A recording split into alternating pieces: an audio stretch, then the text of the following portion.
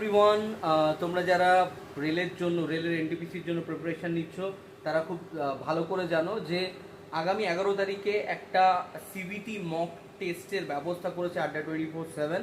And তারই যে জায়গায় তোমাদের এই মক টেস্টটা হবে সেই ল্যাবে আমরা চলে এসেছি। এটা ল্যাব নাম্বার 1।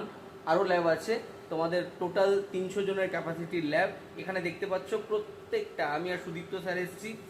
তোমাদের সুদীপ্ত স্যার ঘুরে ঘুরে দেখছেন যে কোথায় কম্পিউটারগুলো কেমনভাবে আছে, সেগুলোর কী কাজ, কীভাবে সেগুলো তোমাদের পরিষেবা দিতে পারবে। ঠিক যেন পরীক্ষার মতোই তোমাদের একদম অরিজিনাল পরীক্ষার মতো ফিল হয়, সেটাই আমরা ইনশিওর করতে এখানে এসেছি। অ্যান্ড তোমরা সকলেই জানো অল্প কিছু সংখ্যক সিট বাড়ানো হয়েছে ক্যাপাসিটি অনুযায়ী। এর থেকে বেশি 500 জনকে আমরা করাতে পারবো না বা 1000 জনকে করাতে পারবো না। ক্যাপাসিটি অনুযায়ী আর 60টা সিট বাড়ানো হয়েছে।